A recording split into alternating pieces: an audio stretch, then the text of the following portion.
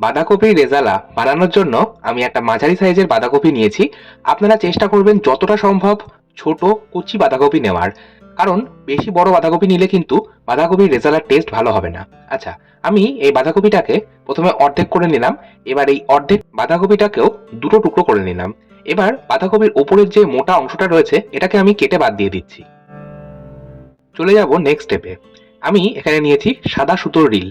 এবার এই প্রত্যেকটা টুকরোকে, মানে বাঁধাকপির টুকরোগুলোকে সুতো দিয়ে বেঁধে নিতে হবে। সুতো দিয়ে বেঁধে নেওয়ার একটাই কারণ, বাঁধাকপিগুলো যখন আমরা রান্না করব তখন যাতে লেয়ারগুলো আলাদা না হয়ে যায়। দেখুন, আমি এই 4 টুকরো বাঁধাকপি সুতো দিয়ে ভালো করে বেঁধে নিয়েছি।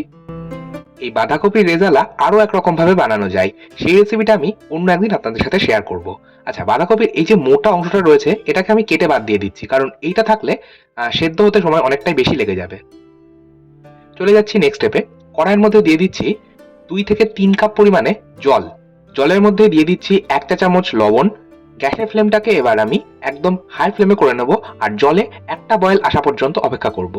দেখুন, জলটা গরম হয়ে গেছে, বয়েল আসতে শুরু করেছে। আমি বাঁধাকপির টুকরোগুলো দিয়ে দিচ্ছি জলের মধ্যে।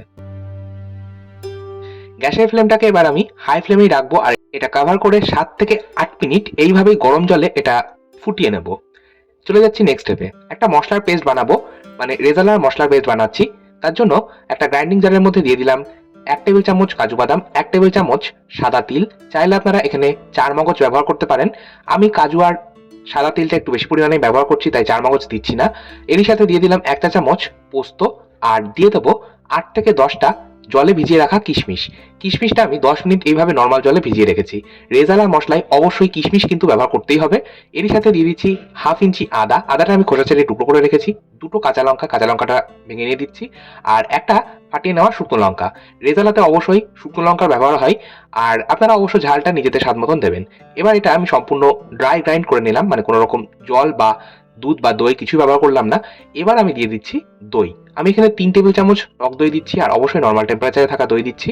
এবার দই দিয়ে এটাকে আরো একবার ফাইনাল গ্রাইন্ড করে নিলাম। দেখুন, পেস্টটা কিন্তু একদম স্মুথ তৈরি হয়েছে। আমাদের রেজালার জন্য মশলার পেস্ট একদম রেডি। অপরদিকে 8 মিনিট হয়ে গেছে, আমি এটা কভার করে হাই ফ্লেমে ফোটাচ্ছিলাম। আমাদের বাঁধাকপি কিন্তু হাফ বয়েল হয়েই গেছে। আমি গ্যাসের ফ্লেমটাকে অফ করে দিলাম। এবার এই হাফ বয়েল করে রাখা বাঁধাকপিগুলো জল থেকে ছেঁকে তুলে নিচ্ছি একটা বড় স্টেনারের মধ্যে।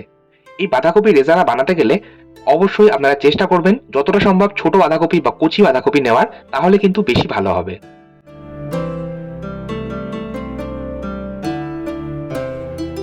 সমস্ত বাঁধাকপির টুকরো আমার জল থেকে ছেঁকে তুলে নেওয়া হয়ে গেছে। চলে যাচ্ছি নেক্সট স্টেপে। কড়াইয়ের মধ্যে দিয়ে দিচ্ছি 1/4 কাপ অর্থাৎ 4 টেবিল চামচ রিফাইন্ড অয়েল। রেজালাতে সর্ষের তেলের ব্যবহার হয় না, আর তেলটা কিন্তু একটু বেশি পরিমাণে ব্যবহার করলে ভালো হয়, কারণ এই বাঁধাকপিগুলো আমাদের ভেজে নিতে হবে। তেলটা ভালো মতন গরম হয়ে গেলে এই জল ঝরিয়ে নেওয়া বাঁধাকপিগুলো আমি দিয়ে দিচ্ছি গরম তেলের মধ্যে। আর আপনারা এই সময় একটু খেয়াল রাখবেন বাঁধাকপির লেয়ারের মধ্যে যেন কোনো রকম জল না থাকে। যদি জল থাকে জলটাকে ভালো করে ঝরিয়ে নিয়ে তারপরে দেবেন, না হলে কিন্তু গরম তেলের মধ্যে জল গিয়ে সেটা ছিটকে আসবে এবং দুর্ঘটনা করতে পারে।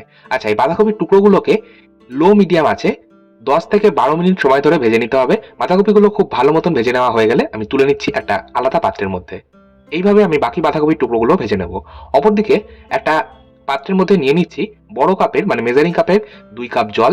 এরই মধ্যে দিয়ে দিচ্ছি 3 টেবিল চামচ গুঁড়ো দুধ। যে কোনো ব্র্যান্ডের গুঁড়ো দুধ আপনারা ব্যবহার করতে পারেন। ওহো, আরেকটা কথা আপনাদের সাথে শেয়ার করব। আপনারা অনেকেই হয়তো টক দই ব্যবহার করার কারণে দুধ ব্যবহার করতে চাইবেন না, সেক্ষেত্রে অবশ্যই জল ব্যবহার করতে পারেন। আচ্ছা, এবার একটা হামানদিস্তার মধ্যে কিছু গোটা মশলা নেব, যেমন 3 থেকে 4টে লবঙ্গ, 3টে ছোট এলাচ, 2টো দারচিনির টুকরো, একটা জয়িত্রী ফুলের অর্ধেকটা, আর নিচ্ছি 7 থেকে 8টা শাহমরিচ। শাহমরিচ যদি না থাকে অবশ্যই গোটা গোলমরিচ ব্যবহার করতে পারেন। এবার এই গোটা গরম মশলাটা আমি একটু আধ ভাঙা করে নেবো বা থেতো করে নেবো। মশলা এইভাবে থেতো করে ব্যবহার করলে রান্নার স্বাদটা আরো বেড়ে যায়। এটা কভার করে রাখছি, না হলে মশলার সুন্দর গন্ধটা সম্পূর্ণ নষ্ট হয়ে যাবে। চলে যাবো নেক্সট স্টেপে। বাঁধাকপিগুলো আমার ভেজে তুলে নেওয়ার পর কড়াইয়ের মধ্যেই দিয়ে দিলাম 1 টেবিল চামচ ঘি। রেজালাতে অবশ্যই ঘি ব্যবহার করলে টেস্টটা ভীষণ ভালো হয়। ঘিটা গরম হয়ে গেলে আমি দিয়ে দিচ্ছি ফোড়নে একটা ফাটিয়ে নেওয়া তেজপাতা, একটা গোটা শুকনো লঙ্কা। শুকনো লঙ্কা কিন্তু আমি ফাটিয়ে দিচ্ছি না, তাহলে ঝালটা বেশি হয়ে যেতে পারে। আর আগে থেকেই থেতো করে রাখা গোটা মশলাটা। এবার এই ফোড়নটা 10 থেকে 15 সেকেন্ড নাড়াচাড়া করে ভেজে নিচ্ছি। ফোড়ন থেকে যখন সুন্দর একটা গন্ধ বেরোতে শুরু করবে, দিয়ে দেবো আগে থেকেই বানিয়ে রাখা রেজালার মশলার পেস্ট। ওই একই গ্রাইন্ডিং জারে খুব সামান্য জল দিয়ে লেগে থাকা মশলাটা ধুয়ে দিয়ে দিলাম।